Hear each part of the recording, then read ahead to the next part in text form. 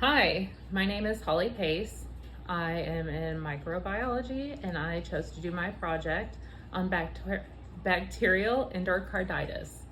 Um,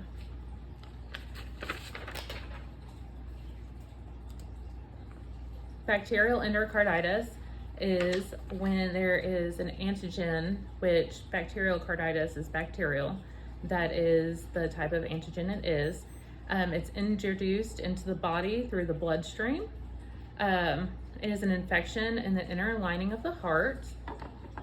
So this is your heart, and the infection is in this inner lining called the endocarditis. And it typically affects the heart valves, which this one right here is the tricuspid, and this one over here is the mitral valve, and this is the endocardium. It occurs when bacteria is added to the body. So most commonly, this is a bacterial infection in people who are IV drug users. And also, this is something that happens to people who have recently had like a pacemaker placed or heart valve replacement or a mechanical added to their body. It also can be from people who calf long-term when they constantly adding something to the body they're not supposed to, and the bacteria is introduced into the bloodstream. So this is also another picture. This right here is the vegetation. Vegetation is the like particles that mix with the bacteria that build up and create this blockage. It's the fibrin. And then these are the valves. When it builds up, sometimes it can break loose and travel through the bloodstream. It can go into other parts of the body. Systemically, it'll go to the kidneys and cause an issue, a blockage. It can also cause other areas to have a blockage in your neurological system where you could have a stroke. This is some of the side effects. So some of the side effects of having bacterial endocarditis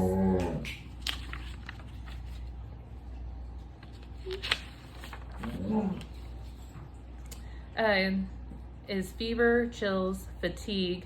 They can also cause a heart murmur. There is some petechia in the eyelids where the blood vessels have ruptured, causing these spot-like in the pink areas of your eyes. The other ones in the hands, these are Janeway lesions. It is also the blood vessels just causing them to bust, leaving these little petechiae in there. Most of the vegetation kind of just resides in there, in the heart valve. And that caused those like murmurs and heart failure eventually if it isn't treated and taken care of.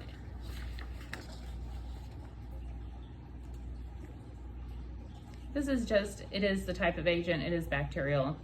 It is streptococci, which this is a picture of cocci, and that is strep in a chain. It is Staphylococci aureus and Streptococcus vagans group.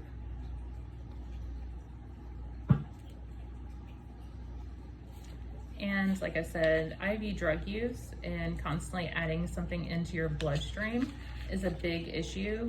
But also when people do the IV drug use, they have turbulence in their blood, and it takes the particles in the like drugs that they're injecting into their veins, and it also like causes an injury. The injury is where the bacteria gets into the epicardium. These little particles just kind of break away at it. So IV drug use is like one of the most common ways to get this. The next would be surgical. So these are the valves.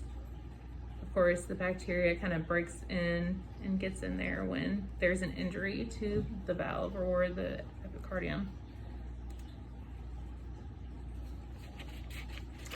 So treatment. Most common form of treatment is going to be IV antibiotics, because of course they're going straight to the heart and getting dispersed amongst the body. So your penicillin for susceptible streptococcal strains, and then vancomycin or ceftriaxone for MRSA penicillin resistant strains. Surgical valve repairs and replacements for more severe cases, because it does destroy those valves.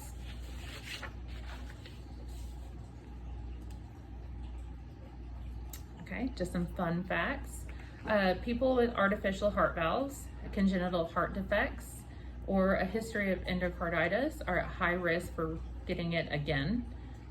It can lead to systemic emboli, which is that, vegetation that I talked about breaking off at the fibrins and traveling along your bloodstream and landing in other places like your kidneys or your brain, causing a stroke, or even in your lungs, causing some pulmonary issues. So it's not just here, it can travel everywhere. Most often it is fatal if untreated. Antibiotics can be given prophylactically for high-risk patients having procedures done. So before they get their, heart valve replacement, or before they get, other things done surgically, like other things placed. Pacemaker is the word I was looking for. Pacemakers, they can start taking antibiotics prophylactically beforehand. And depending on the bacteria it is, it could be acute or it could be also fatal.